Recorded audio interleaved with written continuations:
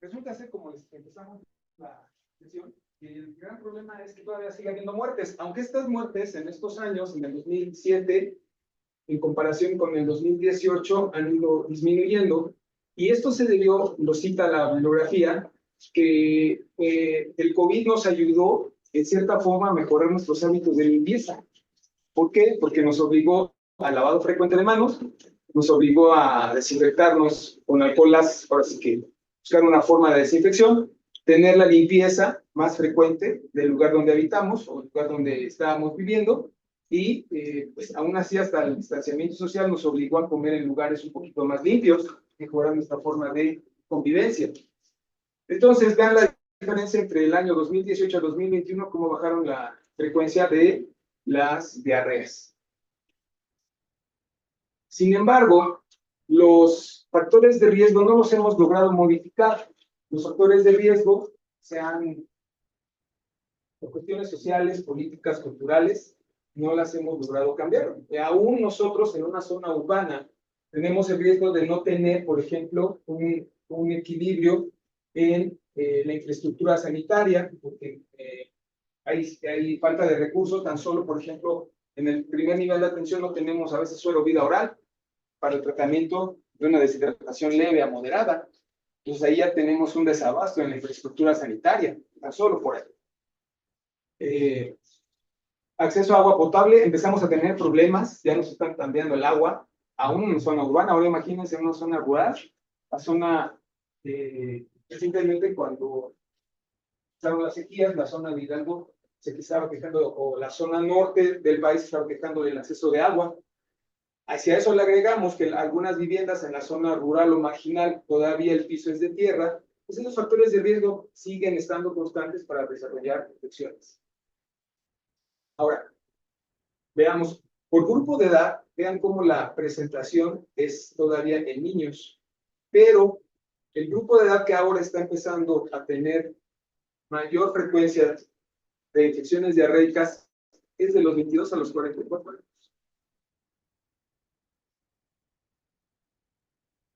Y resulta interesante porque es la edad productiva, ¿no?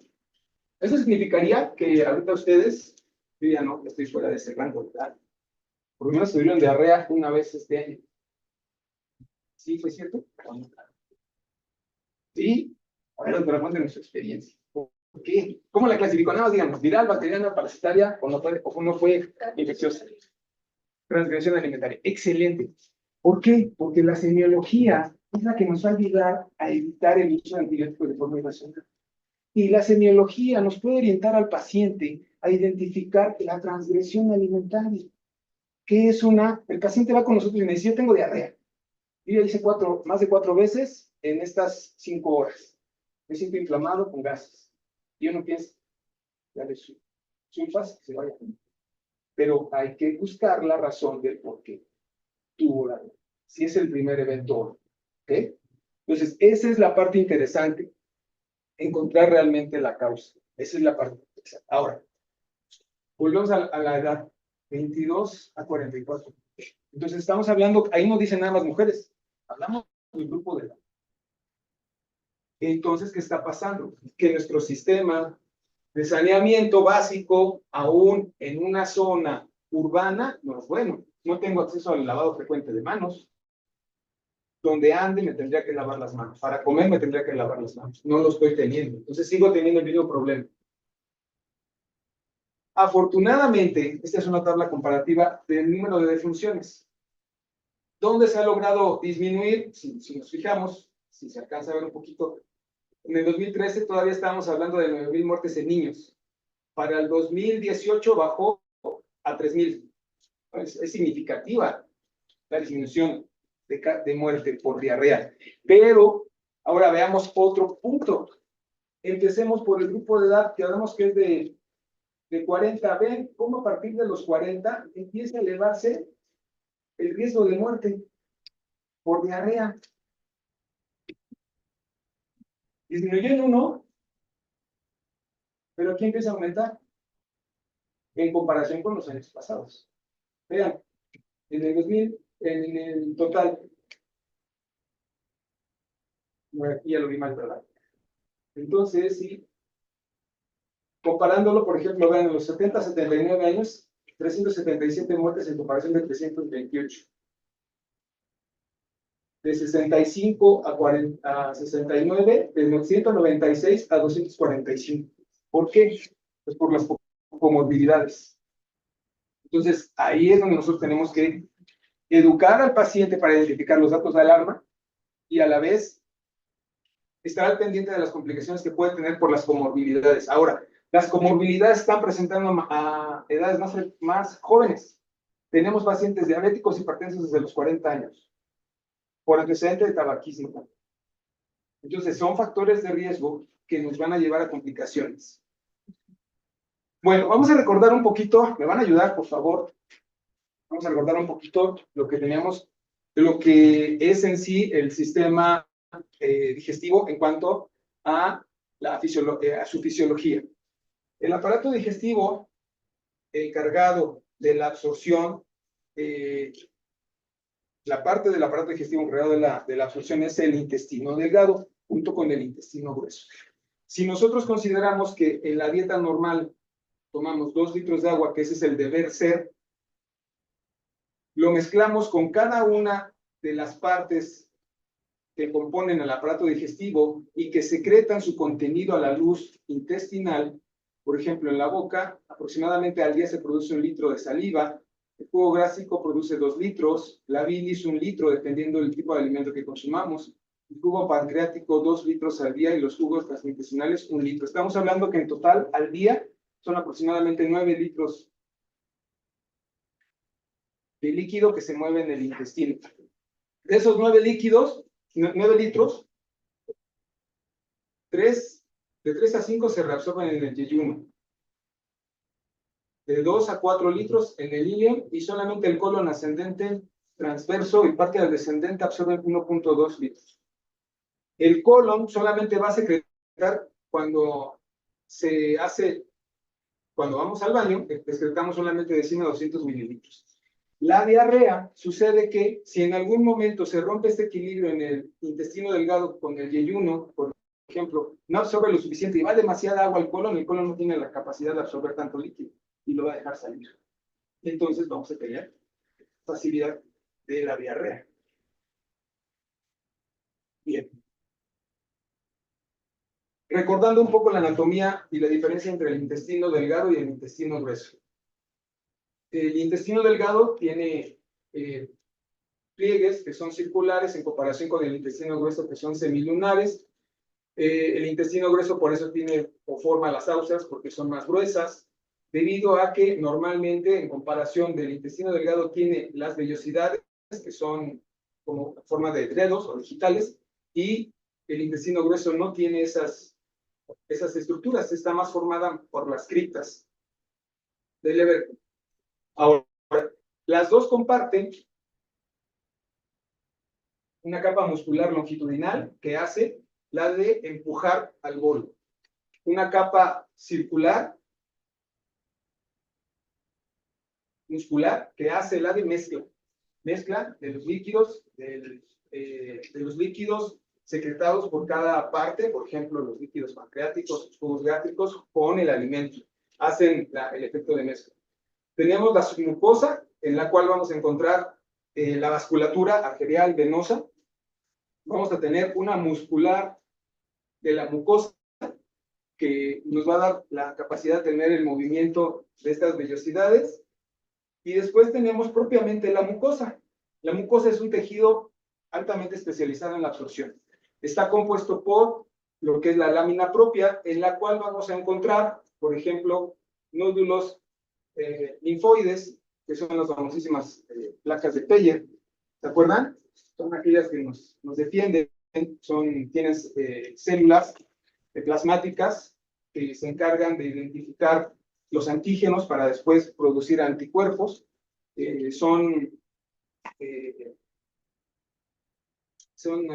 Tienen nombre de MALT y GALT y son tejido linfático asociado a la mucosa o tejido linfático asociado al intestino. También tenemos, aparte de la vasculatura arterial y venosa, tenemos los conductos lácteos, que son conductos de linfa a través de los cuales se va a transportar las proteínas y los carbohidratos que se absorben. Esta lámina propia, en la parte más distal, va a tener al enterocito, que es la unidad funcional de absorción. Ojo, de absorción. Se ha descrito que de una vellosidad, la parte media y superior son encargadas de absorción y las criptas, que es la parte inferior de la vellosidad, son las encargadas de la proliferación celular. ¿Qué quiere decir? Pues que normalmente vamos a tener una regeneración de células. Bien. ¿Por qué? Porque estas van a caducar. O sea, quiere decir que van a cumplir su vida media y después se van a desprender. Así, en la cripta vamos a encontrar células, 4 tipos de células específicamente en la cripta. Ahora sí que en la parte profunda. Son 2 células que se encargan de diferenciarse de acuerdo a la necesidad del vellocito. O sea, ¿qué quiere decir? Son células progenitoras y células indiferenciadas. De acuerdo a lo que se necesite, si se necesita un endocito o una célula calciforme, se va a diferenciar para suplirla. Esa es su función de estas 2 células, de la progenitora y la indiferenciada. También tenemos las células de Paneth. Son células encargadas del sistema de defensa. Nos van a ayudar a producir proteínas, que es la defensina alfa y la lisina, que van a hacer que las bacterias no se muevan, junto con las placas de Bayer, es el sistema de defensa contra las infecciones, ya sea bacteriana o viral. También tenemos a lo que es la célula entérica endocrina. Fíjense, estas 4 son de la cripta y solamente estas 2 son las que cubren la parte superior de absorción de la vellosidad. La célula enterocítica endocrina tiene la función de usar mediadores parácrinos que envían señales a la necesidad del intestino. ¿Eso qué quiere decir? Que van a estimular, por ejemplo, a la gastrina, a la colecistoquinina, al hígado, al páncreas, a la vía biliar, para que se secreten las sustancias que se necesitan para la digestión, para lograr la transformación de los nutrientes y poderlos absorber. Después tenemos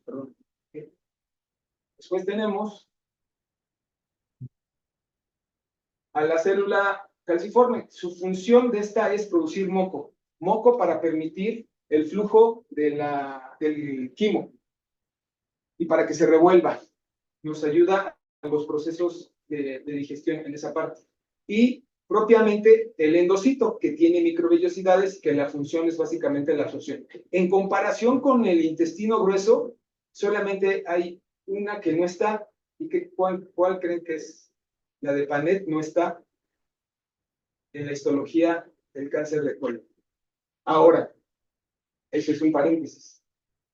Si yo no tengo la precaución de en mi vida adulta cuidar mi alimentación y estas células se dedican a diferenciarse de acuerdo a la necesidad, si mi alimentación es rica en agentes que liberan o que favorecen la oxidación, ¿por qué aumenta el riesgo, o más bien puede aumentar el riesgo de cáncer de colon? ¿Sí me estoy explicando? O sea, yo tengo células en el intestino que están cambiando constantemente. Y si yo les doy una materia prima que no es de calidad, o sea, empanizado, capeado, frito, conservadores, sopas Maruchan, ¿qué le estoy dando de elementos para formar una célula de calidad? Tarde o temprano voy a favorecer la alteración genética de la célula para poder cambiar su composición y desarrollar más rápido cáncer. ¿Estoy explicando? Esa es una teoría mía. Si nos ponemos a analizarlo, eso significa que mi alimentación desde ahorita que soy un adulto de 20 años o desde que soy niño tiene que ser lo más sana posible. Cuesta así, pero hay que tenerlo en mente. ¿Explico? Ahora, ¿cómo hemos nosotros recomendado a los pacientes que disminuya el consumo, por ejemplo, de embutidos, salchicha, chorizo, mortadela, longaniza. ¿Por qué? Son conservadores. Uno, El exceso de sodio. exceso de sodio. El efecto metabólico hacia desarrollar trastornos de lípidos, colesterol, triglicéridos, elevación de ácido úrico y elevación de azuados. Mayor trabajo para la función renal. Aumento en la concentración de creatinina. Ustedes investiguen en los pacientes que tengan la oportunidad, creatininas de más de alteradas, más de 1.2, 1.3. Hagan la introducción en los pacientes y su alimentación es rica en carne roja. La carne roja está asociada, lamentablemente, por la forma en la que se procesa el animal, desde que es pequeño hasta que se convierte en consumo, no tener un buen proceso de cuidado de materia prima para que sea una carne que sea libre de toxinas. A eso me refiero. ¿Me explico? Entonces, a diferencia de el intestino delgado, el intestino grueso no tiene células de defensa. Sí tiene moco y debe tener más. ¿Por qué? Porque ya nada más está en la fase de absorción de poco de agua y un poco de secreción para que pueda salir el excremento. Esto nos obliga a tener, como les digo, una alimentación rica en fibra. Bien. Cuando nosotros hablábamos de la unidad funcional del intestino delgado, que es el enterocito tiene una parte apical que da hacia la luz intestinal. Esta parte apical tiene microvellosidades que son de 600 por enterocito. Imagínense 600 por enterocito. Esto amplía el contacto del bolo, o en este caso del quimo, con la superficie donde se va a hacer la transferencia de nutrientes, de agua y de electrolitos o de solutos. Entonces, la zona apical es la que está en contacto con la luz intestinal. Tenemos una parte lateral que se llama membrana vasolateral y tenemos una zona que da hacia basal que da hacia la lámina propia. Entre cada uno de los enterocitos hay un espacio. A través de microfibras se mantienen unidos los enterocitos. ¿Se acuerdan cuánto tiempo dura un enterocito? Su vida media. Es de 6 días. ¿Se imaginan? Cada 6 días nosotros estamos secretando aproximadamente 250 gramos en el excremento de enterocitos. Y los tenemos que regenerar. La célula de Paneth, su vida media, la que nos defiende a nivel de las criptas, su vida media promedio es de 2 meses. Qué poquito dura. Pero, o sea, por eso esa es la parte interesante de la fisiología. Darnos cuenta cómo tenemos que cuidar lo que tenemos. Ok.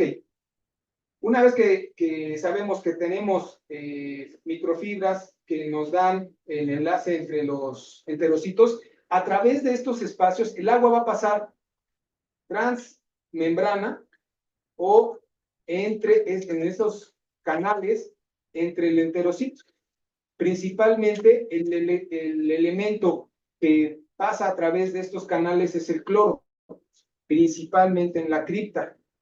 Eso es lo que más se ve. El intestino delgado tiene 2 funciones, absorber y secretar. La absorción está dada en las vellosidades en la parte distal, pero la secreción, la salida de líquido o de agua, es en las criptas, a través de los canales de cloro. Si nosotros recordamos, las microvellosidades van a producir glicoproteínas, llamadas glicocálix, que tienen transportadores intestinales y tienen enzimas digestivas su función es hidrolizar al sustrato a su mínima expresión para poderlo absorber. Por lo tanto, aprovechando esta diapositiva, en el caso de la diarrea osmótica, aquella en la que está provocada por virus y parásitos, principalmente Giardia lamblia, lo que sucede es que el virus produce una destrucción de las microvellosidades. Al producir una destrucción de las microvellosidades, se hace un parche que no permite el flujo, o más bien el paso de lo que habíamos platicado, nutrientes, elementos y agua. Se mantiene sobre la luz intestinal este gran conglomerado de desecho de destrucción junto con el alimento y va a provocar por ósmosis, salida de agua, la diarrea. En el caso de los virus. En el caso del parásito, lo que hace el parásito, Yerlia Lambert, viene y se pega ahí.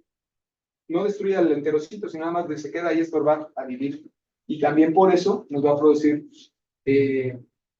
una diarrea que en relación a que es de tipo acuosa, pero comparada con la que es secretora, no es tan abundante. Por eso es que esta diarrea va a ser de las menos, con menos gasto. O sea, quiere decir que en 24 horas va a tener poca diarrea, va a tener menos de 12 evacuaciones diarreicas. ¿Me explico?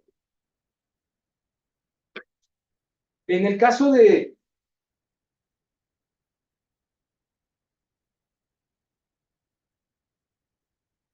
la absorción de agua está dada básicamente por el movimiento de dos elementos. El sodio, que está en todos lados, es como en algún momento Pitbull, que cantaba con todo el mundo. Aquí igual. El sodio por sí solo tiene su propia bomba, sodio potasio ATPase, que mantiene la cantidad en equilibrio, la cantidad del sodio en el lumen o en la luz del intestino, dentro del enterocito y en el líquido extracelular. Esa es la función de la bomba sodio potasio ATPase. Pero el sodio, como es muy amigo del cloro, por tener una carga negativa, cuando entra el sodio, jala el cloro. Propiamente, el sodio tiene su propia bomba iónica. El sodio, como no se lleva con el hidrógeno, cuando entra sodio, sale el hidrógeno, se cae en el borde. Y el sodio, cuando viene con la glucosa o cuando viene con aminoácidos, utiliza un transportador de membrana que se electrifica con el sodio. Es el que le abre la puerta a la glucosa y al aminoácido. Esta parte es interesante porque en las diarreas secretoras normalmente hay alteración de alguno de estos, principalmente en la absorción tanto de sodio-cloro, hidrosodio y sodio-cloro. Las toxinas lo que hacen es inhibir este proceso de absorción.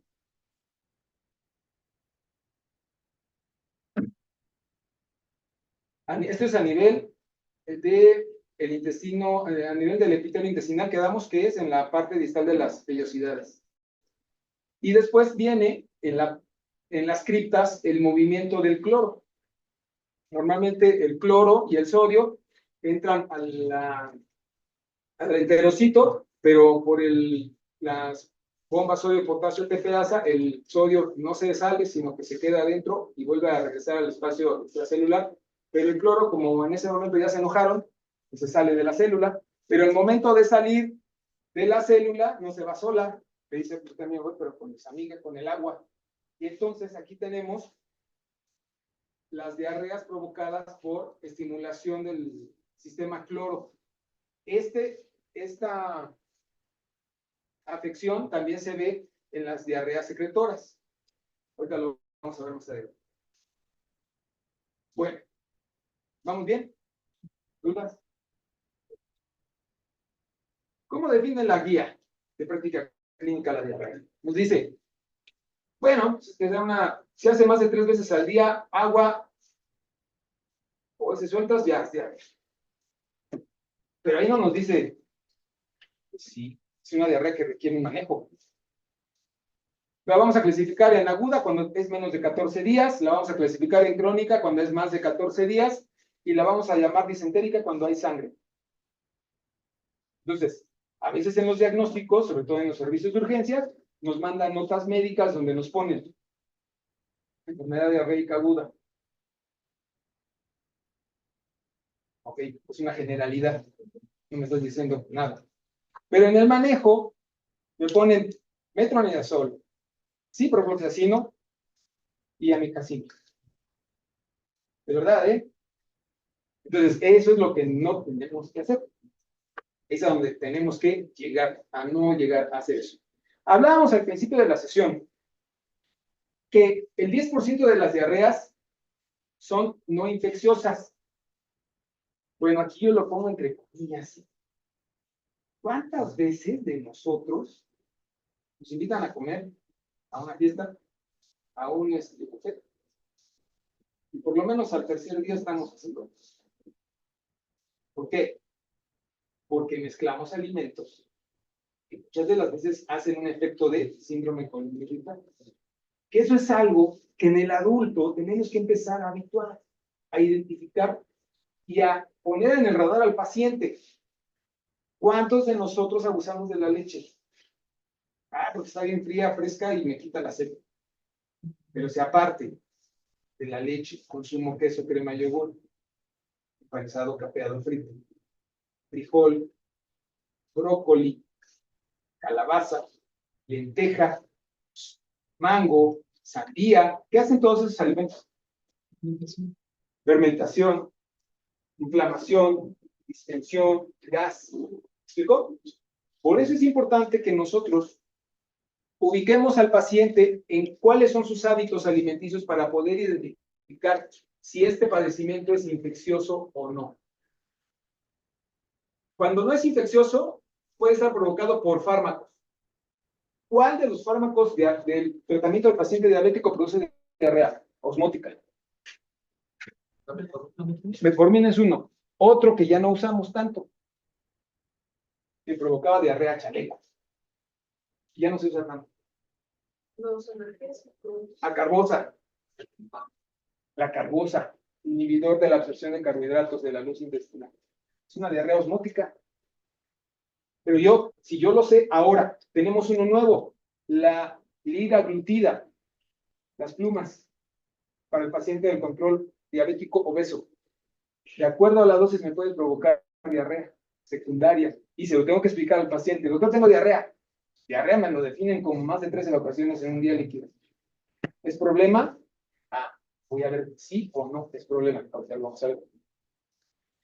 Cuando nosotros pensamos en si es infecciosa o no, los agentes etiológicos que más frecuentemente vamos a encontrar siempre va a ser bacteria, parásito y virus. Una vez tuve la fortuna, creo que tú pasaste conmigo. Sí, ¿verdad? También tú, ¿verdad? Antes de que pasaran ustedes, hace como 8,000 años, nos tocó ver a un paciente con diarrea. Y el doctor ya se quería ir. Le digo, a ver, antes de que te vayas, dime qué tipo de diarrea tienes. Pues es infecciosa. Virus, bacteria, parásito. Bacteria, ¿por qué? Fiebre. Sí. Dolor abdominal, poco. Del 1 a 10, EVA. 3. ¿Cuántas veces ha hecho? 4. Características de la evacuación.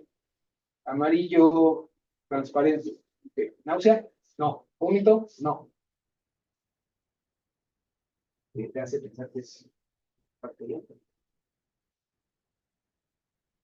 Entonces, no estoy evidenciando a nadie. La intención de estos ejercicios, y lo vamos a ver al final, es que pensemos las probabilidades. Ahora, yo le puedo explicar al paciente, señor, yo tengo la duda entre que sea un parásito y una bacteria. ¿Qué me hace dudar? Si ustedes le explican al paciente, el paciente lo entiende. Y va a regresar a ti, obviamente, eso significa en el primer nivel de atención, IMSS, que lo vuelva a ver. Pero si es en lo particular, yo estoy ganando un paciente porque me estoy ganando su confianza y estoy haciendo un seguimiento de mi padecimiento. ¿Explico? Son dos diferentes contextos. Ahora, cuando nosotros vemos los agentes bacterianos más frecuentes, por ejemplo, E. coli, diarrea del viajero, ¿qué características tiene? Número de evacuaciones, tiene más de 10, por ejemplo. ¿Puede tener fiebre? Sí, ataca el estado general. ¿Cuál es la característica? Si es del viajero, se fue a un lugar diferente. Se pudo haber ido a Acapulco, se puede haber ido a Brasil, se pudo haber ido a, que son lugares tropicales, con climas en los que muchas veces la preparación de alimentos ya está en proceso de descomposición, se lo comen, y en lo que vienen para acá, chiras penas. ¿Explicó? Salmonela, principalmente. Ahora, fíjense, ¿cuál es la parte interesante aquí? Identificar qué fue lo que comieron. Salmonela, huevo, ese, aves de corral. A mí me dio salmonela por comer enfrente de la clínica. No sabes, doctor, yo pensaba que tenía hasta lo que no. Mialgias, artralgias, fiebre, ataque del estado general, de 15 días. Me dice ya estaba yo así. Ya que fui con un compañero y me dice, no, papá, un mes de tratamiento con cefotaxib. Fíjense nada más. Por comer mal, un pollo mal preparado, mal cocido. Y sí, es cierto. Entonces, vidrio, cholerae, aguas contaminadas, pescado y mariscos. ¿Cuál es la idea? Que nosotros hagamos el recordatorio de 24 horas. Si podemos de más del paciente, nos puede dar una idea del problema. ¿Me explico? Hagamos recordatorios de alimentación de 24 a 48 horas. Algunos procesos, sobre todo bacterianos, sí tienen que ver con el proceso de descomposición previo a la consumo. Y muchas veces el padecimiento se presenta en las siguientes 2 a 24 horas. Pero si nosotros identificamos la causa, señora, a ver, ¿a dónde fue el fin de semana? ¿Qué comió diferente a lo que normalmente es? Eso nos puede dar la orientación. Yersenia, carne de cerdo poco cocinada, aguas con las carnitas, jóvenes, leche no pasteurizada. Parásitos. ¿Qué características tienen los parásitos? Los parásitos son intermitentes, son como las novias. Cuando quieren nos hacen caso, cuando no, no. Y cuando nos hacen caso, hasta nos tiemblan las piernas. Igual con los parásitos.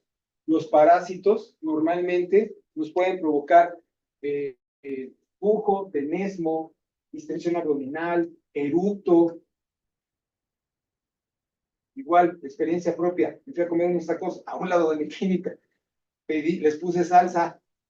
La salsa estaba hecha con hierbabuena, nada más la muelen con cebolla. Con eso tuve para. Lo primero, sí, como si estuviera yo embarazada. Y luego ya la diarrea intermitente. No había moco, no había sangre. Empecé a tomar metronidazol. Entonces, la presentación o los factores de riesgo, por ejemplo, por parásitos, giardia. Aquellos que nadan somos más susceptibles, están en albercas. La entamoeba celítica o la amibiasis intestinal, alimentos contaminados. ¿Qué fruta me puede provocar amibiasis intestinal? Pues, tan sencillo, la fresa. Y luego no la lavan. Ustedes vayan si han tenido oportunidad o lo van a hacer, van a las fiestas patriarcales de fuera de la República, Puebla, Guadalajara, a mí me tocó verlo. La caja de fresas, aún con la hoja, con la tierra, nada más lo agarró, lo peló, lo puso en el vaso, le puso crema y lo puso para vender. Yo también cuando lo dije, yo lo vi y sí dije, me lo voy a compartir. O sea, aguas con las frutas que comemos. ¿Por qué? Porque ahí es donde puede ser el agente biológico. Vírica, normalmente rotavirus. Ahorita, como les empezamos también la plática, tuvimos la experiencia de coronavirus.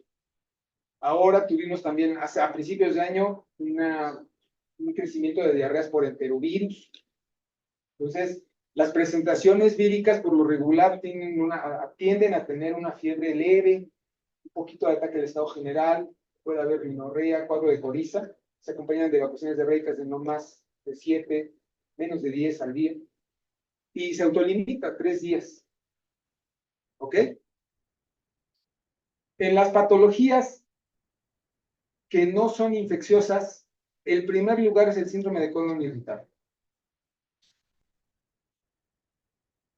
De moda. Y más en pacientes de más de 60 años. ¿Por qué? Porque empiezan a tener principalmente mayor sensibilidad a la combinación de alimentos, lo que estábamos platicando hace rato. Calabaza, brócoli, frijol, lenteja, lácteos, al mezclarlos van a provocar distinción. Frutas, mango, sandía, entre otras. De hecho, si pudieran, revisen la guía de práctica clínica de síndrome de colon irritable. Muy interesante, tiene cuatro cuadros muy interesantes que nos pueden ayudar a educar al paciente.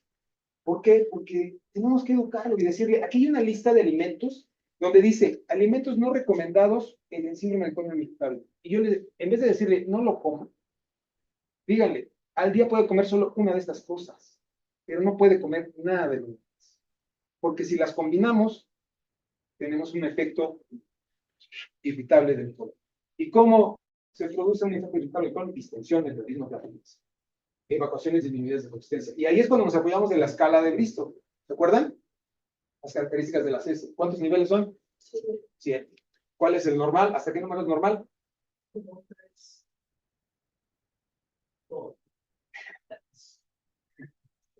Bueno, cuando hace estreñido ya no es normal, ¿verdad? ¿Verdad? Si no, va a llevar hemorroides. Entonces, hay que revisarlo. La intención de esto es que ampliemos las dudas y revisemos algunas guías que nos pueden servir. Sobre todo en el adulto mayor ahora. Consideremos al adulto mayor diabético, hipertenso, con gonartrosis, lumbalgia, obeso, insuficiencia cardíaca, EPOC, apnea del sueño. Se va a mover. Ese intestino, ¿cómo va a estar? Lento en su proceso. Entonces, si yo tengo todas esas situaciones que me pueden agravar el proceso intestinal, el movimiento intestinal, seguramente vamos a tener alguna condición que mejorar en relación a estas condiciones. Entonces aquí ya regresamos al punto. La diarrea infecciosa, digamos que puede ser viral, parasitaria o bacteriana, ¿verdad? Que produce o que secreta agua y la que va a sacar, aparte de agua, sangre. La que es secretora, principalmente Vibrio cholerae y la Escherichia coli enterotoxigénica. La diarrea del viajero y la Vibrio cholerae. ¿Cuál es el problema con la Vibrio cholerae? Famosísimo cólera. En el servicio social, llegando al mes, servicio social, estaba yo en un centro rural concentrado. Era cabecera municipal, tenía yo 10 comunidades alrededor. Me llega un cuate deshidratado, con hipotensión, ya lo canalizamos, ponemos opciones. Yo le digo que es mi esposa ahora, oye, es que es con sí, tomamos un Cari Blair, mandamos los dedos, y llega el epidemiólogo, porque como es un centro rural concentrado, pues yo lo vi un sábado, estuvo con nosotros el domingo, ya estaba tolerando la vía oral para el domingo, todavía seguía deshidratado, pero ya estaba tolerando la vía oral, ya el lunes ya estaba mejor, llega el epidemiólogo y me dice, pero con unas palabrotas, como siempre, ¿no? Unos compañeros de asesor. Que no, está bien, lo que tú digas. Yo lo manejé, como dice, yo en el servicio social es así, y a la fecha, todavía. Voy y busco el libro a ver si estoy haciéndolo bien. Y regresa al resultado del cariño positivo.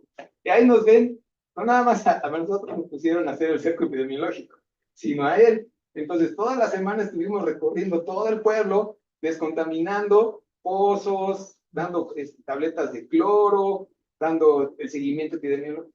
Entonces, cuando ustedes tengan la sospecha de algo, no quiten el dedo del renglón, confirmen lo que están pensando y sigan adelante. Pues no importa lo que digan, esa es una moraleja. Entonces, el Vibrio cholerae tiene la desventaja de que es secretora, no afecta propiamente al enterocito, pero sí abre los canales de calcio. Específicamente va sobre los canales de cloro. Y entonces, por eso es secretora. E inhibe las bombas de absorción de sodio. La enterotoxigénica hace activación de la adenilciclasa, y lo cual va a hacer inhibir la absorción de sodio y cloro, en el caso de la enterotoxigénica. La Shigella es bien traicionera porque puede comportarse como secretora, pero también como invasiva. Invasiva quiere decir que no solo produce primero la toxina, que hace que libere a través de más cloro secrete agua y tenga diarrea acuosa, sino que también hace una alteración en la pared celular del enterocito, lo empieza a destruir, lo invade, incluso puede llegar a la lámina propia. Esa es la característica de la invasiva, en la que tenemos un daño del enterocito, incluso hasta la célula, hasta la lámina propia. Y entonces hace una reacción infecciosa inflamatoria con leucocitos, linfocitos polimorfonucleares. La osmótica, la que yo les decía al principio, ¿se acuerdan? De las microvellosidades que van y se pegan a la microvellosidad, la destruyen o simplemente estorban y aumenta la cantidad de solutos en la luz intestinal, jalan agua y por eso producen diarrea. Vean, asociado, la osmótica está asociada a los laxantes y purgantes, que lo que hacen es aumentar la cantidad de solutos en la luz para jalar agua y producir la diarrea. Aquí, con sangre, ¿qué creen que la amoeba histolítica o la amibiasis también nos puede hacer evacuar con sangre? Hemos tenido casos de parasitosis con sangre por amoeba histolítica. Aunque no está considerado aquí, también tenemos que sospechar. Si mi paciente tiene pujo, tenesmo, moco o sangre en las evacuaciones y es intermitente, una de las características de la parasitosis es esa, que el paciente está bien 15 días, presenta 2, 3 días, 4 de diarrea intermitente, poca cantidad, pero sí hay moco, hay sangre, y después se desaparece, y luego otra vez vuelve a aparecer. No es tan frecuente, bueno, sí se ha visto, es más frecuente en niños, pero hay que considerar la parasitosis. Bueno, si tiene mi paciente diarrea, ¿qué tengo que hacer? Número 1, como habíamos recomendado, recordatorio de alimentos de 48 horas. Investigar el inicio, cómo empezó, poco a poco. ¿Qué fue? Siempre les digo yo, a ver, dígame su primer síntoma, el primerito. No, pues me empecé a sentir con escalofríos. Después, ¿qué sigue? Temperatura. ¿Subió la temperatura? Sí. ¿Cuánto? 38,5. Y me está avisando que probablemente sea bacteriano. Desde ahí, desde el ataque de estado general. ¿Cuántos días lleva? Gravedad. ¿Cuántas evacuaciones? Aquí podríamos hablar tanto de cantidad como de frecuencia. Cantidad, bueno, si hago poquito o hago mucho. Frecuencia, más de 12 evacuaciones en un día. Si hay agua, si hay sangre, si hay moco o hay pus, incluso. Nunca me ha tocado un paciente conmigo. Y, ojo, tengo que tolerar la vía oral. Esta parte es bien importante. Un paciente que no tiene tolerancia en la vía oral es un paciente que no me puedo dejar ir así de sencillo. No me puedo confiar. ¿Por qué? Porque se me va a deshidratar más rápido. Estos pacientes, idealmente, si ustedes no tienen, si más bien tienen un paciente que no tolera la vía oral, ese paciente hospitaliza. ¿Por qué? Porque hay que investigar. No podemos hacer una biometría hemática, con eso nos podemos dar una idea de hacia dónde se desvían los leucos. Eso nos podría dar una idea. Pero en el momento en el que está esperando que ese resultado del laboratorio, empiezo a manejar la vía oral. ¿Qué medicamentos podríamos ayudarle para evitar la náusea y el vómito? ¿Qué hace la metoclopramida? Es buena idea, porque siempre lo hacemos, ¿eh? Incluso en la bibliografía lo dice, pero ahí yo tengo mis asegúnes. ¿Por qué? Porque, bien dijo la doctora, es un procinético. ¿Cuál es el mecanismo de defensa del intestino si está infectado? Aumentar el peristaltismo. Y si yo le doy metoclopramida, ¿lo disminuyes? Lo aumentas. Es un procinético. ¿Qué opciones tenemos para ayudarle a quitar la náusea y el vómito? Ahora, este tratamiento, ojo, el manejo sintomático de lo que es vómito y náusea es solamente de 1 a 2 días. No se lo voy a dejar como en las recetas que luego nos mandan. 7 días con metoclopramida. Cada 8 horas. Ok. No tengo otra opción, le doy metoclopramida. Veo cómo se comporta. A ver, a partir de este momento, digo, si estoy en un hospital o menos es mi paciente, a partir de este momento, ¿cuánto tiempo dura la metoclopramida? Un medio. Ah, ¿verdad? Entonces, ajá. Entonces, a partir de este momento veo cuántas evacuaciones tiene con la metoclopramida. Ok. Veo cuántas evacuaciones, pero tengo que garantizar la vía oral. Tiene que empezar a tomar agua, a hidratarse.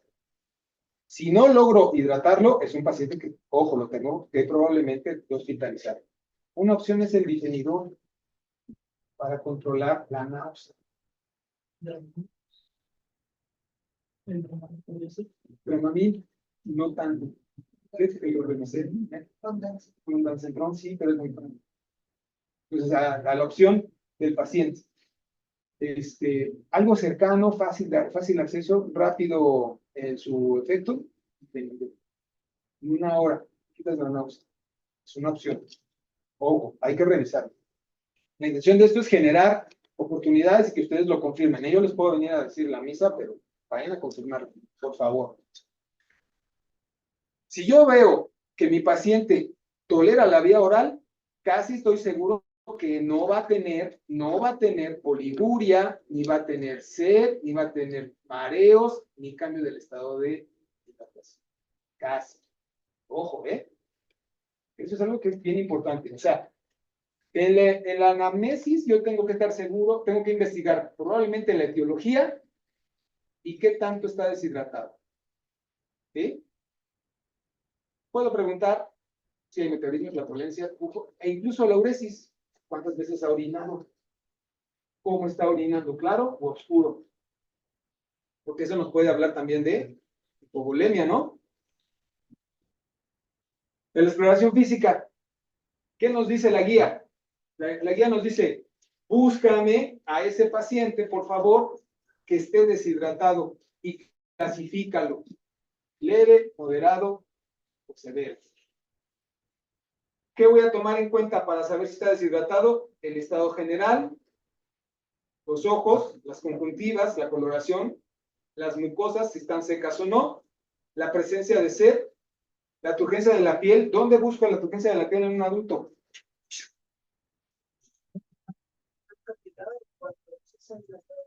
Del lienzo húmedo, pero no se hace en el abdomen. Más si están tan...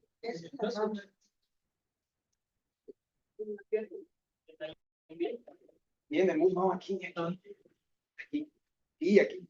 Cara interna del muslo. Puede ser en el adulto mayor la frente. Puede ser. No es como en el niño sí es en el abdomen. En el adulto mayor es en el muslo, cara interna del muslo, para buscar turgencia de la piel. Ahora, ¿qué otros datos? Corroboro si hay fiebre. ¿Cómo está la TA? Si yo tengo un paciente con alteración de la turgencia de la piel, con un pulso disminuido en intensidad, seguramente la frecuencia cardíaca, la tensión arterial está baja. Entonces, hay que correlacionar lo que yo estoy viendo con lo que yo estoy encontrando para poder englobarlo. ¿A quién voy a dejar ir a su casa? Aquel que esté con una deshidratación leve, que me tolere la vía oral y que no tenga ninguno, o si acaso, un dato de deshidratación. Por favor, porque lo que no queremos es que se nos complique. Obviamente, frecuencia cardíaca, respiratoria, estado de hidratación, características del abdomen, pues si está blando, si está distendido, si hay masas, ruidos intestinales, si hay una defensa voluntaria o involuntaria, pues si hay dolor abdominal. ¿Ok? Entonces, investigo que se tolera la vía oral, busco datos, confirmo los datos de deshidratación y lo clasifico. En base a esto voy a también a decidir cómo lo voy a manejar. Si es un paciente que está deshidratado, pues tengo que, obviamente mi obligación, lo primero que tengo que hacer es, antes de darle antibiótico, hidratar. Garantizar la tolerar la vía oral. Por favor, esa es una ley. ¿A través de qué? Puedo utilizar fármacos, puedo utilizar la metoclopramida, no me funcionó, sigue teniendo más de 3 evacuaciones en menos de 6 horas después de haberle dado la metoclopramida, mejor dale difusor. Garantiza la vía oral, lo importante es eso, garantiza la vía oral y empieza con la tolerancia a los alimentos, que eso también es algo que tenemos que considerar. Ahora, la guía nos sugiere, pues si tu paciente tiene dolor abdominal, casi es seguro que tenga salmonella, shigella, Campylobacter jacenia o coli, productora de toxina Shift.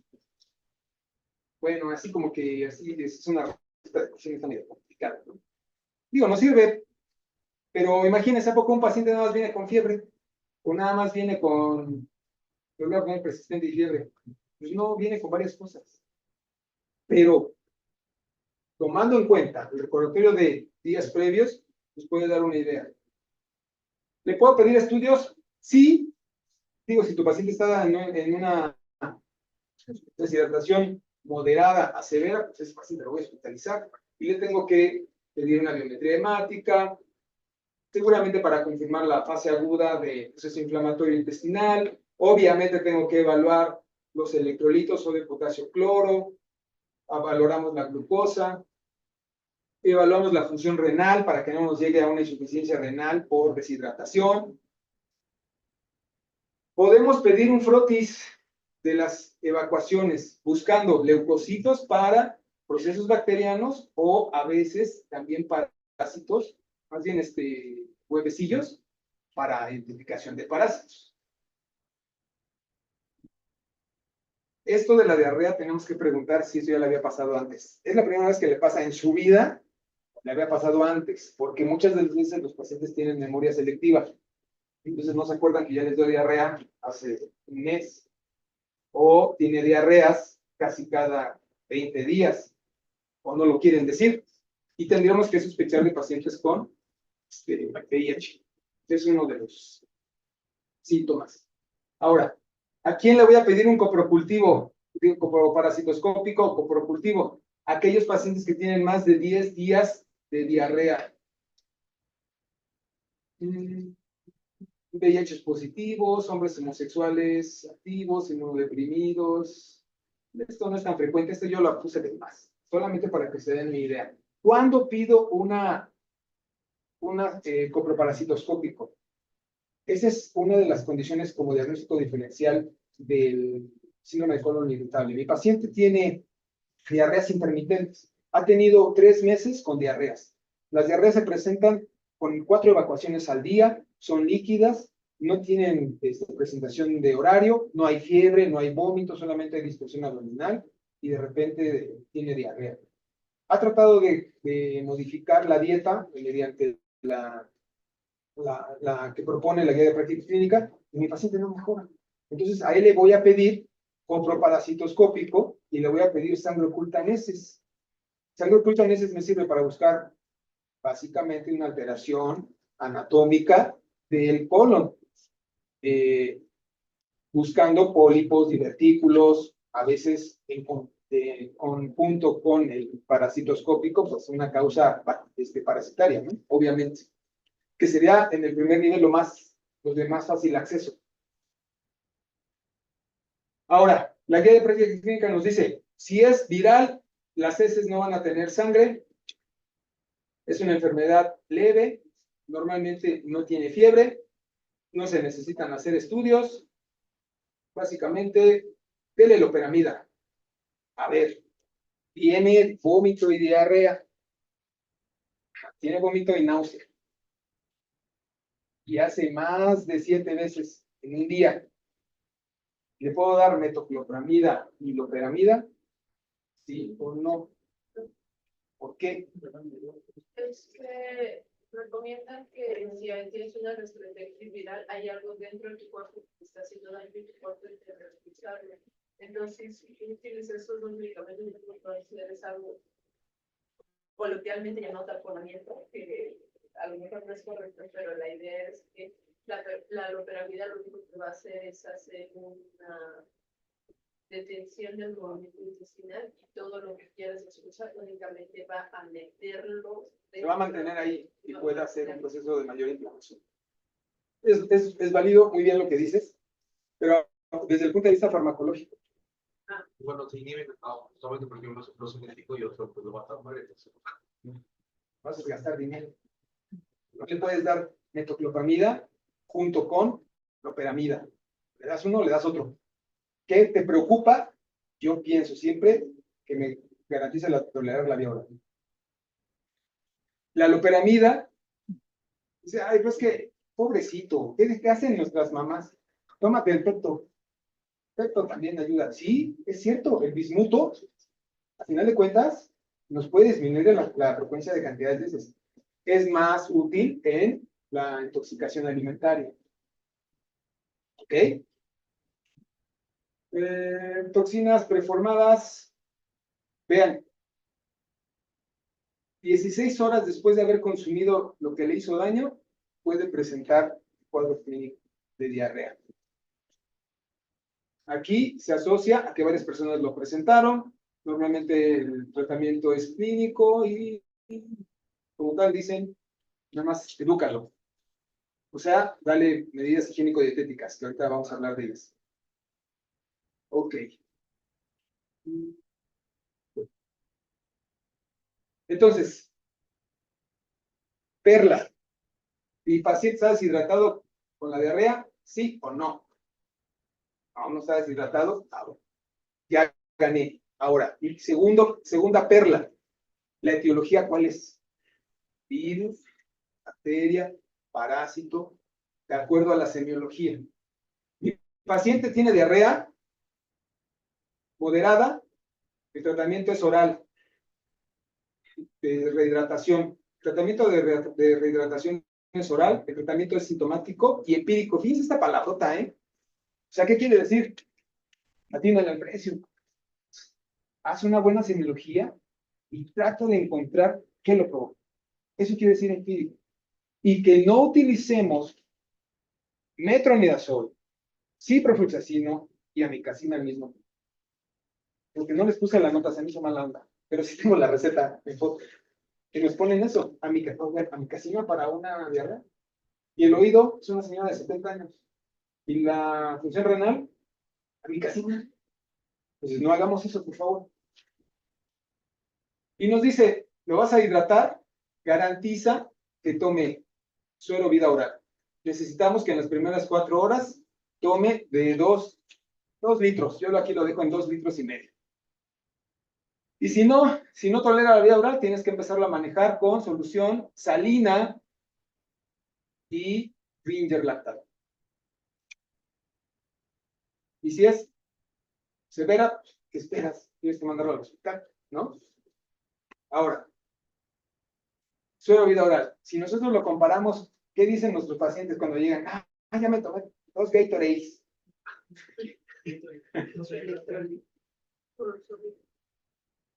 La concentración de glucosa, fíjense, vean aquí, la concentración de glucosa en 1 litro es de 75 milequivalentes, en 1 litro es de 13,5 gramos, en 1 litro, cuando disuelves la suero vida oral, ¿cómo dice?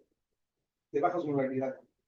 Pero una solución Gatorade, o sea, triplica este valor de glucosa. Y entonces, ¿qué va a suceder? Va a producir más diarrea. Entonces, no sirven, no se comparan. El más cercano a la osmolaridad ideal, que es de 245, buscan encontrar la osmolaridad plasmática.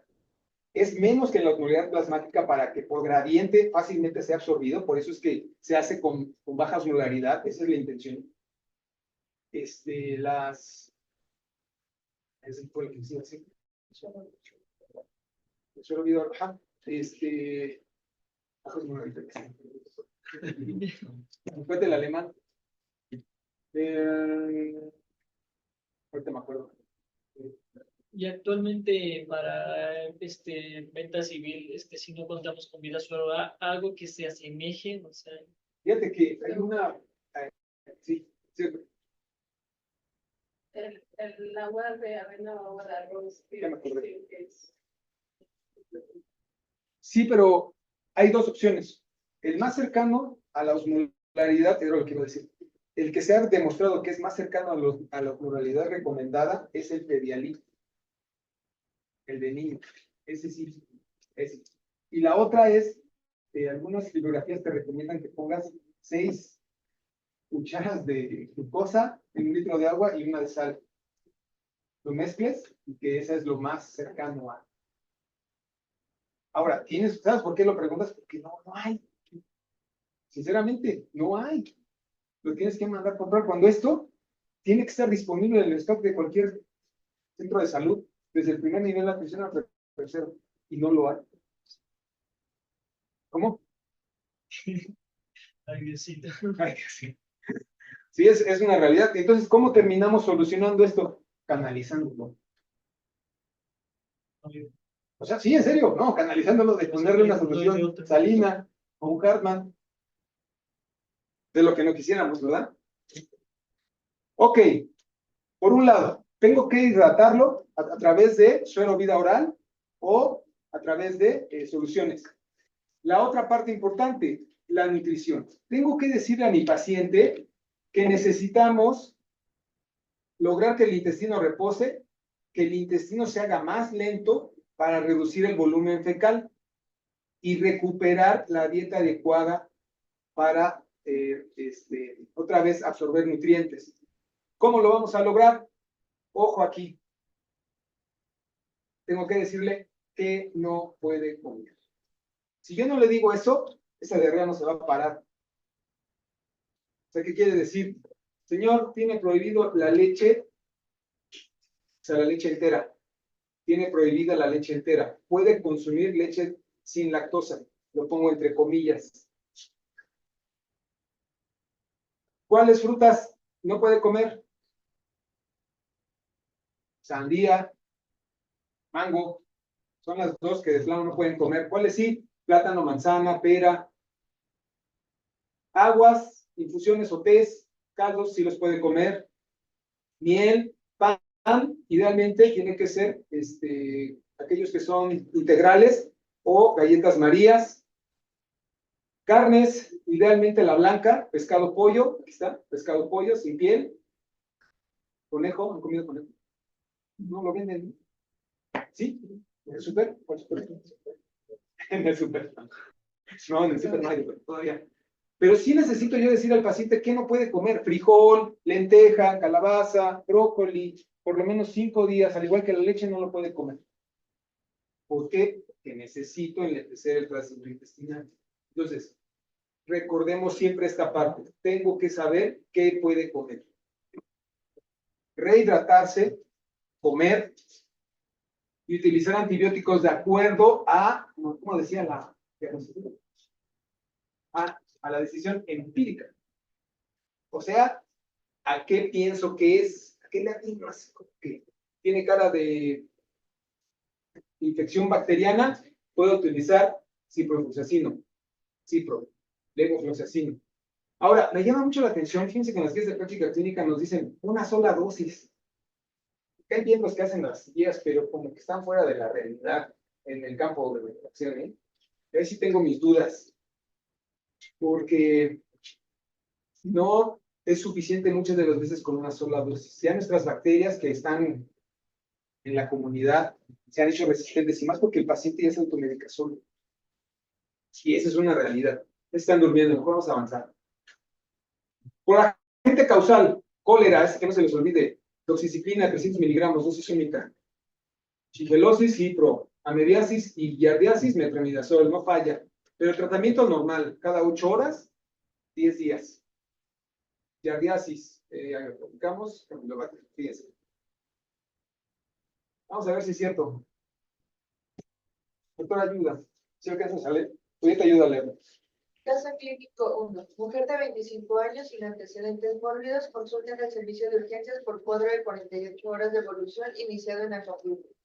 Refiere a deposiciones líquidas frecuentes de 10 a 15 veces al día sin elementos patológicos, sangre, pus o alimentos. Asociado a vómitos en 3 ocasiones de contenido gástrico y sensación febril no cuantificada, a lo que se le agregó dolor abdominal. Este es el tipo epigástrico cólico el día de la consulta. No refiere de alimentos de riesgo, uso de antibióticos o contactos con cuadro similar, tampoco síntomas urinarios ni ginecológicos. En el examen físico general destaca paciente en buenas condiciones generales, eutrófica, hidratada, bien perfundida, con frecuencia cardíaca de 104, presión arterial de 130-78, respiratoria de 14, saturación de 98 con aire ambiente y temperatura de 36.5. En el examen abdominal destaca sensibilidad difusa a la palpación, ruidos hidroaéreos aumentados en frecuencias, signos de irritación peritoneal y una percusión negativa. ¿Qué sospechas, doctor?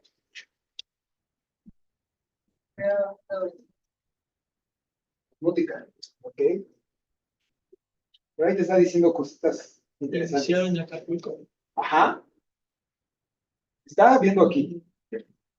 Una del viajero. Tu paciente tiene fiebre. Bueno, dice que tiene fiebre. Hay que creerle. La única forma de demostrar y que no tomó nada. Pero acuérdate que, dice mi mujer, hay la fiebre interna.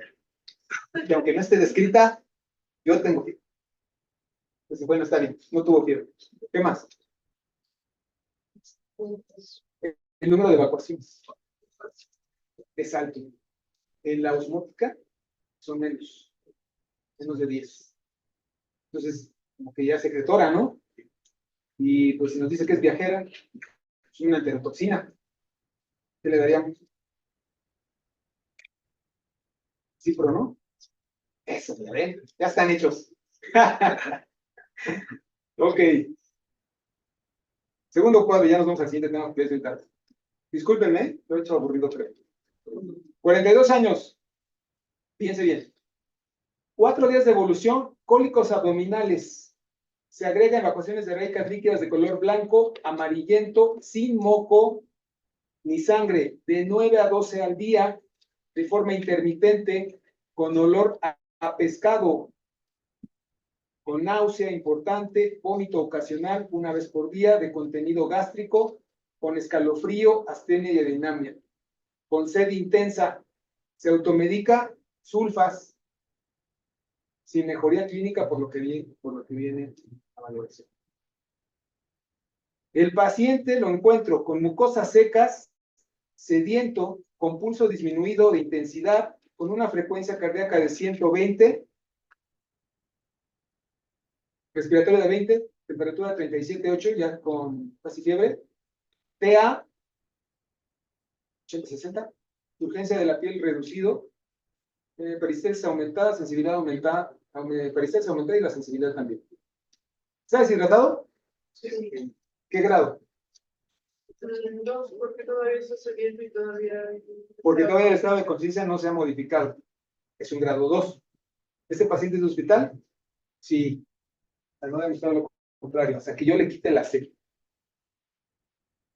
Recupere la tensión arterial, baje la frecuencia cardíaca y la TA, la temperatura, se vuelva normal. ¿En qué pensamos? Tipo de diarrea acuosa, ¿no? De tipo 9 a 12 veces, olor a pescado, vómito, porque no tiene tenesmo, pujo, no tiene. Sí, doctora, dilo fuerte. Cólera. Paciente con cólera. ¿Por qué con cólera? Líquidas. Esta parte es interesante. Olor a pescado. Es una de las características de las evacuaciones con cólera. Tienen aroma. Normalmente las otras no. Los parásitos sí pueden tener aroma, pero, ¿cómo decirlo? Es un aroma diferente al de pescado. Menos, ¿cómo decirlo? Un parásito no te da tantas veces, tantas evacuaciones, y te pega tanto al estado general y te deshidrata por lo regular. Parásito no.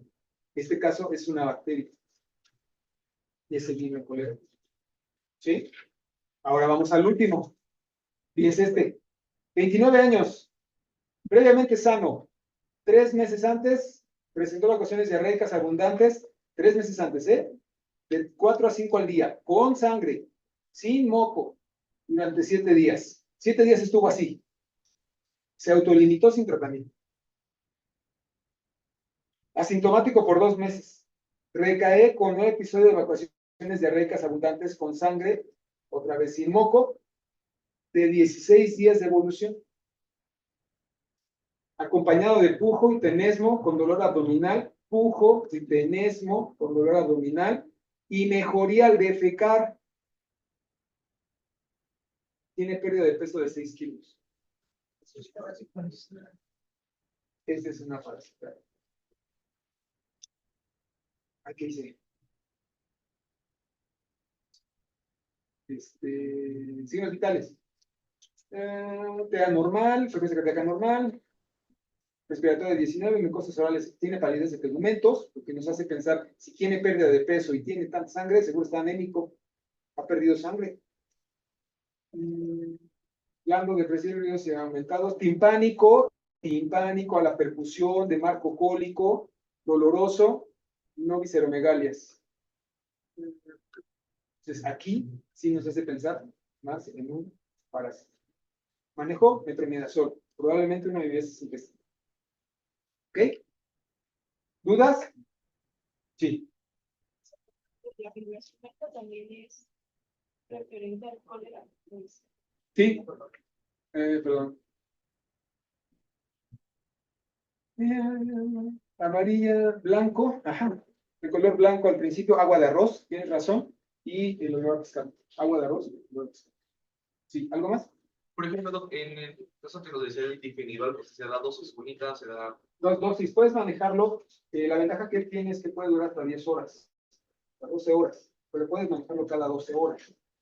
Difenidor, yo les pongo, por ejemplo, una aplicación intramuscular de difenidor 40 miligramos. Dosis única, y yo espero que en las siguientes 6 horas toleren la vida. En vez de darle metoclopramid. La idea es, y bien dice la doctora, la idea es que el sistema digestivo solito empiece a tener un proceso de vaciamiento. Incluso le tienes que decir al paciente, a ver si lo que le hizo mal tiene que salir. O sale por arriba o sale por abajo. Es la única forma en la que al limpiar la luz intestinal entre nuevo aporte nutrimental, tengamos la opción de recuperarnos, tanto en estado hídrico como de nutrientes. Entonces tenemos que hacerlo comer. Por eso es la parte importante de la dieta. Entonces es manejo a base de hidratación. Tenemos que garantizar la vía oral, la alimentación adecuada, el uso de antibiótico, en caso, más bien, el uso de tratamiento farmacológico dependiendo de la etiología, exactamente, puede ser antiparasitario o antibiótico, y el manejo de síntomas a través de medicamentos que me quiten la náusea, el vómito. Puede ser metoclopramida, tengo mis reservas en relación con el difenidor. ¿Ok? Y por ejemplo, para las sedes que luego nos suspendamos como por ejemplo el Itracen, hacer las sedes un poquito más.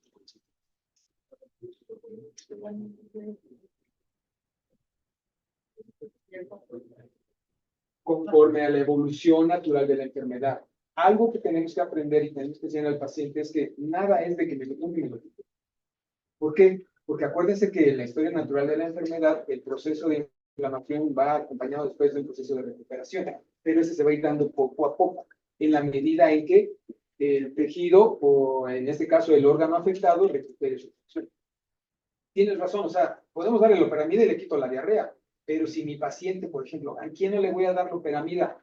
Si yo escucho ruidos peristálticos disminuidos y tuvo diarrea, no se lo doy. ¿Por qué? Porque yo puedo llevar a una parálisis intestinal y me puede hacer una sepsis. Ahora sí me puede ir hasta el otro lado. De uno, me voy a otro lado. Entonces, en pacientes que tienen diarrea con sangre, tampoco damos loperamida. ¿Por qué? Porque si tú no permites bien el vaciamiento del contenido inflamatorio, puedes fomentar el crecimiento bacteriano, la proliferación y hacer un cuadro severo. Entonces, la loperamida, lo pongo entre comillas, es como un fármaco o cualquier otro que te disminuya el número de evacuaciones, va en relación a que estés completamente seguro de que no tiene ningún compromiso. O sea, quiere decir que si tu paciente está haciendo, ¿en quién lo vamos a usar, por ejemplo, en los pacientes con diarreas crónicas? Diarrea crónica quiere decir que lleva más de un mes con diarrea, pero ya descartaste parásito, bacteria, virus. Entonces puede ser algo que se llama diarrea funcional en el adulto mayor. Y si les tienes que dar loperamida, ahí sí, pero porque tú ya pasaste por todo el protocolo de evaluación para descartar estos padecimientos. O sea, sí se puede utilizar, pero tienes que estar bien al paciente. En un manejo agudo de una diarrea, no está tan adecuado, porque también es para ti una forma de darte cuenta cómo va la evolución del padecimiento. Si tu padecimiento no va mejorando, tolerando la vía oral, tolerando el alimento, ese paciente se nos puede complicar al detener la vida. Hay que tener sus reservas en caso de la alopecia. ¿Sí? ¿Dudas? Bueno, a ver,